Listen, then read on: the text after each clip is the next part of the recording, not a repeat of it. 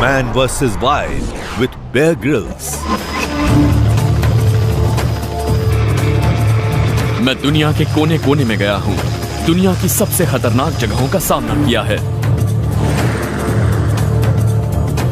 चलो चलो चलो, मेरे साथ रहो, मेरे साथ रहो। ये सफर मेरे लिए ही नहीं, मेरे साथ हर कदम पर बने रहने वाली मेरी डेडिकेटेड टीम के लोगों के लिए भी खतरनाक रहा। मेरी टीम और मुझसे हमेशा शो के अपने फेवरेट मोमेंट्स के बारे में पूछा जाता है, तो आज हम अपने 25 यादगार पल आपके लिए लाए हैं। मैन वर्सेस वाइल्ड के कई पल मेरे लिए यादगार हैं। उनमें से 25 को चुनना मेरे लिए बहुत मुश्किल है, लेकिन अब मैं शुरुआत करूंगा हेलीकॉप्टर से 9000 फीट की ऊंचाई से एक डेजर्ट आइलैंड पर छलांग लगाकर। मैजिक। जब बेयर एयरक्राफ्ट से नीचे कूदे तो हमने उस टापू को देखा। उस छोटे से टापू को देख के तो हमें ऐसा लगा जैसे ये कोई जेम्स बॉन्ड की फिल्म हो। हम दुनिया के कुछ खतरनाक दूर दराज के इलाकों में जा रहे हैं। सुमात्रा इंडोनेशिया में तो जमीन पर उतर पाना भी मुश्किल लग रहा था।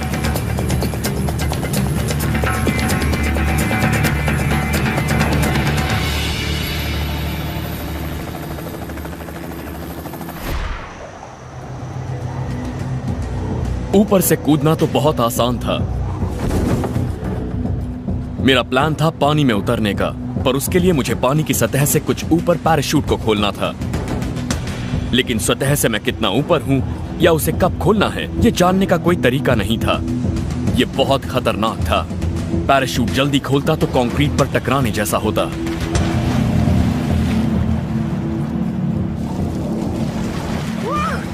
तो एंट्री ऐसे मारी जाती है। 24वें नंबर पर है वो मोमेंट जब मैंने मोंटाना में अब तक की सबसे खतरनाक चढ़ाई की थी। ये 200 फीट तो ऊंचा होगा ही, कम से कम। मैं एक बहुत ही गहरी खाई में फंसा हुआ था। वहां से निकलने का बस यही एक रास्ता था। मोंटाना के उस रेलवे ब्रिज की चढ़ाई को मैं आज तक की सबसे खतरनाक चढ़ाई मानता हूं।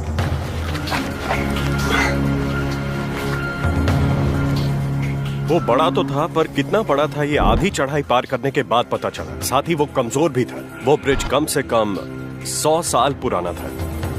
वो चढ़ाई बहुत मुश्किल थी। मेरी हालत खराब हो गई थी। पहले मैं अपने हाथों में और उंगलियों में खून का दौरा बना लूं। कहीं पर भी हाथ से पकड़ते या पैर जमाते वक्त बहुत ध्यान रखना होगा, बहुत केयरफुली करना होगा। हम बहुत ऊंचाई पर हैं। मुझे नहीं लगता कोई भी इंसान ऐसा होगा जिसे इस ऊंचाई पर डर ना लगता हो। ऊपर पहुंचने पर मुझे लगा मेरी मुसीबत टल गई, लेकिन तभी मुझे पता चला कि मेरे प्लान में एक बहुत बड़ी गड़बड़ थी। अब मैं इसके ऊपर कैसे पहुंचने वाला हूं? मैं रेलिंग पर पैर फंसाकर उसके सहारे वहां तक पहुंचना चाहता था।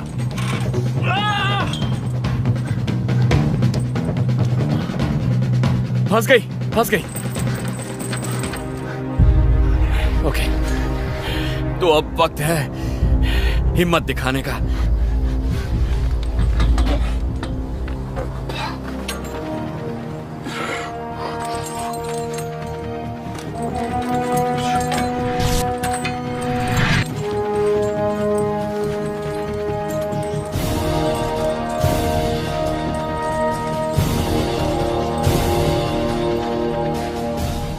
पहुंच गया। मैं बहुत डरा हुआ था।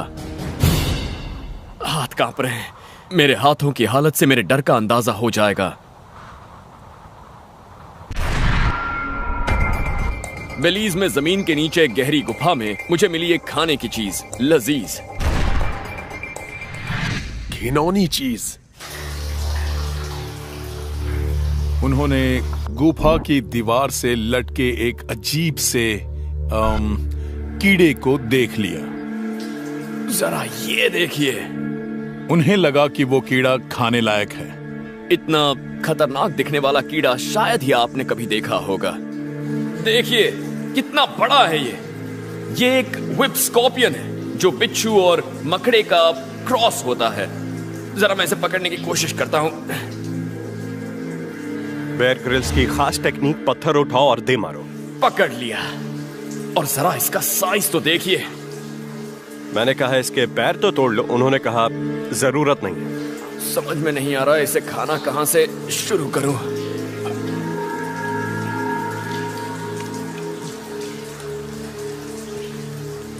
शायद ये इसका पीछे का हिस्सा था, लगता तो ऐसा ही है। ये बहुत ही बड़ा था। मैंने इसे 23वें नंबर पर रखा है क्योंकि इससे बड़ा कीड़ा मैंने शायद आज तक कभी नहीं खाया है। अलास्का में एक नदी पार करने जैसा आसान काम करते वक्त शायद मेरी जान चली जाती।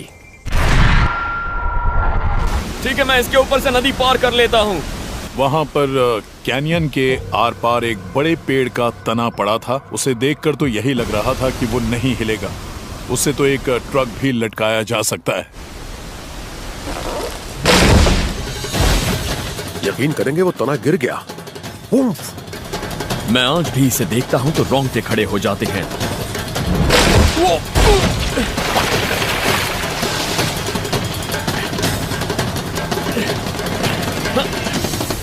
पकड़ लिया, पकड़ लिया। मैंने सोचा नहीं था कि ऐसा कुछ हो जाएगा। मैं तो मरते मरते बचा हूं। 21वें नंबर पर ट्रांसिल्वेनिया की वो घटना जहां मैं था, एक लंबी रस्सी थी और एक हेलीकॉप्टर भी। सोचिए आगे क्या हुआ होगा। मैं कार्पेथियन माउंटेन्स की ओर जा रहा हूं जो सेंट्रल रोमानिया में है। ये यूरोप के आखिरी बचे बीहड़ों में से एक है, लेकिन वहां पहुंचना आसान नहीं होगा। आसमान में बादल बढ़ रहे हैं, जल्दी मौसम खराब होने वाला है। अचानक मैंने देखा कि वो रस्सी हिल रही है। पायलट ने कहा है कि वो वहां लैंड नहीं कर सकता। इसका मतलब है कि मुझे ही कुछ करना होगा। वो हवा में ऐसे उड़ गए जैसे कोई पुतला।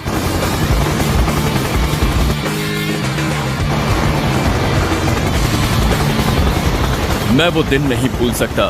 मैं एक हेलीकॉप्टर के नीचे लटक रहा था जो करीब 150 किलोमीटर की रफ्तार से ट्रांसिल्वेनिया के बीहड़ों के ऊपर से गुजर रहा था।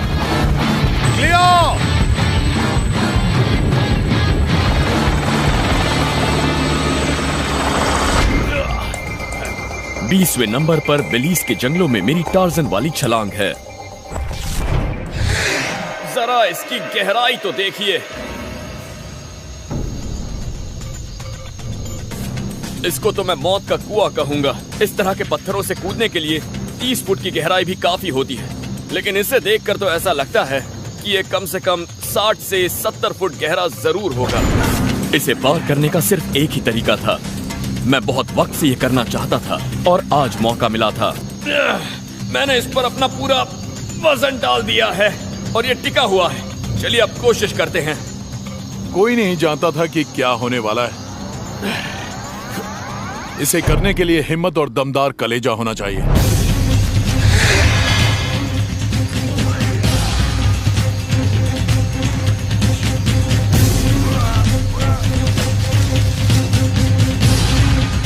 इस बार तो आ गया, लेकिन इस शो के बाकी कारनामों की तरह इसे दोहराना भी सही नहीं होगा।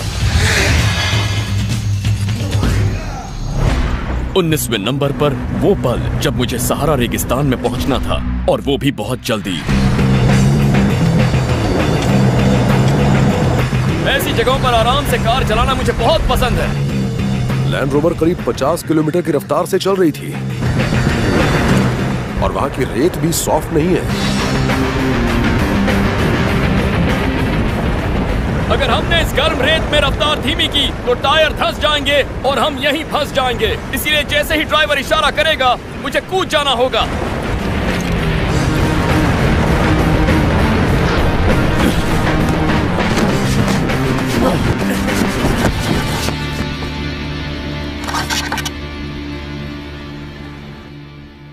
सफर की शुरुआत मुंह में रेत भरकर हुई है। इस शो के मेरे कई यादगार पल हैं। मैंने डीप साउथ में एक अलग तरीके से मछली पकड़ी, बाईप्लेन में एक यादगार सैर की और जबरदस्त लड़ाई की एक मधुमक्खी से।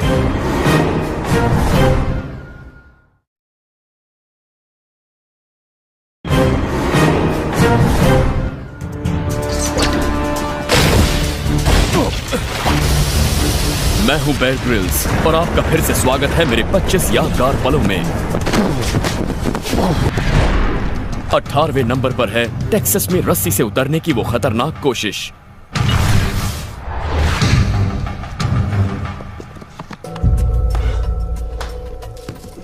ये आसान तो बिल्कुल नहीं है। कम से कम 60 फुट की सीधी गहराई है। टेक्सास की झुलसा देने वाली गर्मी में मुझे तेजी से काम करना था। वापस लौटने के बजाय मैंने भरोसा किया एक रस्सी और एक पुराने ट्रैप पर। यही मुझे पार ले जाएंगे। मुश्किल हालातों में घटिया इक्विपमेंट का इस्तेमाल जानलेवा हो सकता है, क्योंकि ये पता नहीं होता है कि वो टिकेंगे भी या नहीं। निशाना तो सही लगा, लगता है वो फंस गया है।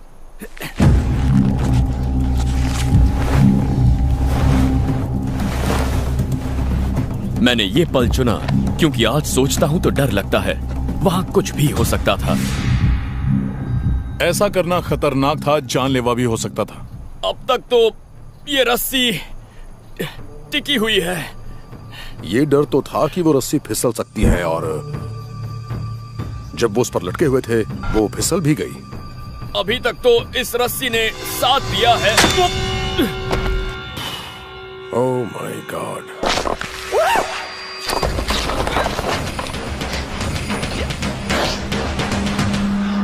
एंकर बहुत ही गलत जगह पर फिसल गया।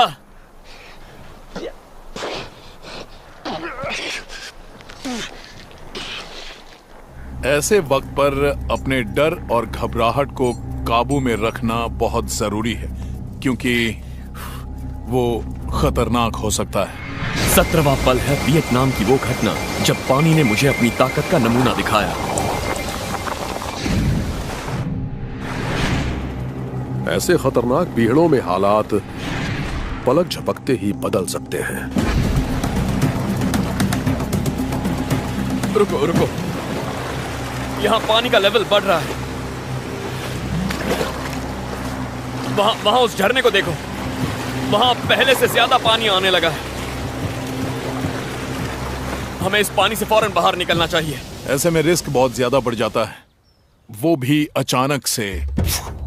पानी का लेवल हर सेकंड बढ़ता ही जा रहा था। मुझे पता था हमें जल्दी कुछ करना होगा। ऊपर आ जाओ, ऊपर आ जाओ, जल्दी जल्दी, कम ऑन। नदियों में बाढ़ अचानक आती है। पानी का लेवल देखते देखते लगातार बढ़ता ही चला जाता है। देखो देखो देखो, वो झरना देखो। पहले उसमें से इतना पानी नहीं आ रहा था, लेकिन अब लग रहा है जैसे कोई बांध टूट गया हो। ऊपर से हवा भी बहुत तेज चल रही है। मैंने ये क्लिप चुनी क्योंकि मैं एक अचानक आने वाली बाढ़ देखना चाहता था। वो देखिए, और आखिरकार मेरी इच्छा पूरी हुई। कुदरत की ताकत कभी भी पलटवार कर सकती है, आपको आपकी औकात दिखा सकती है। अब इस नदी में जाना खतरे से खाली नहीं होगा। हम जंगल की ओर लौटेंगे। नंबर 16 पर वो घटना जब मुझे मोंटाना में अपनी जान बचाकर भागना पड़ा। उनकी अकल घास चरने गई थी। हम इस टनल के अंदर से जाएंगे। इसके ऊपर से जाने के बजाय अंदर से जाएंगे तो काफी वक्त बचेगा। ठीक है, मान लिया, ये एक बहुत बुरा आइडिया था। रुको रुको, लेकिन ये पल मेरी लिस्ट में इसलिए है क्योंकि ये वाकई बहुत इंटरेस्टिंग था। हमें जाना होगा। चलो चलो चलो चलो, मेरे साथ रहना, भागो। हमें ट्रेन की रफ्तार का अंदाजा नहीं था। हमें सिर्फ उसकी आवाज सुनाई दे रही थी और एक रोशनी अपनी ओर बढ़ती दिख रही थी, और हम भागने लगे। जल्दी जल्दी, भागते रहो भागते रहो। कूदो।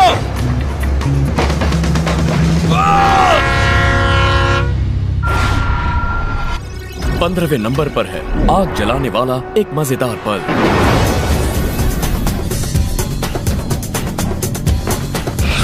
ये वेस्टर्न टेक्सास का वावन डेजर्ट है। मैं रात बिताने का इंतजाम कर रहा था। ये तो एक अच्छी गुफा है। मैं वहां बहुत पुरानी टेक्निक हैंड ड्रिल से आग जलाना चाहता था। ना माचिस ना फ्लिंट्स, बस लकड़ी के 2 टुकड़े। बिना माचिस के कहीं भी कैसे भी माहौल में आग जलाना मुश्किल काम होता है। यह इसका रफ शेप वाला हिस्सा। अब इसमें हमें डालना है एक चुटकी भर सैंड। इससे फ्रिक्शन थोड़ा बढ़ जाएगा। इस काम के लिए चाहिए कमाल की स्किल और कलाकारी। इस बात का ध्यान रहे कि आग सुलगने लगे और उससे थोड़ा धुआं निकलने लगे। अगर ऐसा हुआ तो समझ जाइए कि आग जलने के चांसेस काफी बढ़ गए हैं। Come on.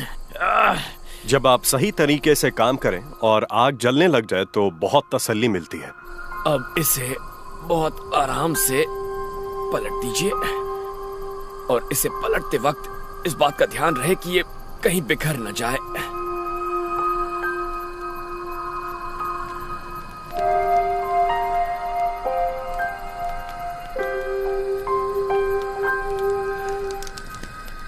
ये देखिए सुलग गई। आप ये चाहें कितनी भी बार कर लें, पर आग जलाने की अपनी एक अलग खुशी होती है। मोरक्को में किया ये ब्रेकफास्ट बहुत ही गंदा था, इसीलिए इसे हमने नंबर 14 पर रखा है। कई झिंगूर हैं, कुछ टिड्डे हैं और कुछ पतंगे भी हैं। हाँ, इनके अलावा इसमें एक टिड्डा भी है। इन्हें एक साथ मसल दीजिए इस तरह। बेयर हमेशा कहते हैं कि वो जब भी कीड़े मकोड़े खाते हैं उन्हें प्रोटीन मिलता है। ये बात वो चींटे खाने के बाद भी कहते हैं, लेकिन इस बार उन्होंने प्रोटीन वाली बात नहीं कही। जहां तक मेरी बात है तो मैं जब भी वो क्रंचिंग साउंड सुनता हूं तो लगता है जैसे मैं किसी बीटल का पेट चबा रहा हूं। ओह गॉड, इसका स्वाद तो मेरी जान ले लेगा। ऐसा लगता है जैसे मैंने एक साथ रेत, कीचड़, मिट्टी और पत्थर खा लिए हों। तो ऐसे में जो मिले खा जाओ, स्वाद की मत सोचो। हम शूटिंग पर जब भी किसी जानवर को मारते हैं तो मैं कहता हूँ कि बांट कर खाते हैं। अगर इसे निगलना है तो चबाते रहना होगा। Come on.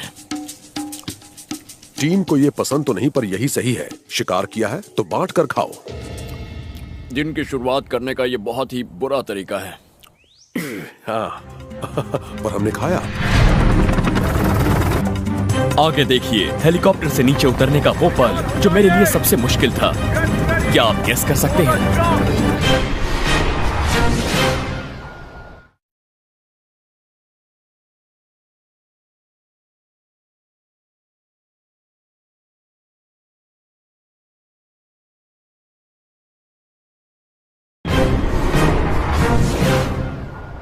कोई और रास्ता नहीं है, मुझे कूदना होगा।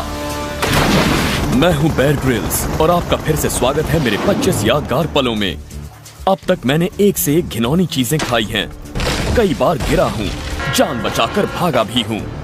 इतना कुछ करने के बाद भी हमारी गिनती अब तक आधी ही खत्म हुई है।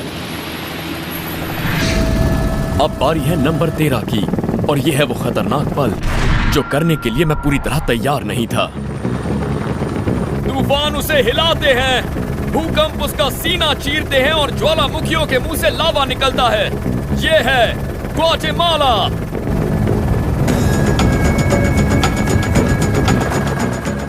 वो बहुत ही रिस्की एंट्री थी।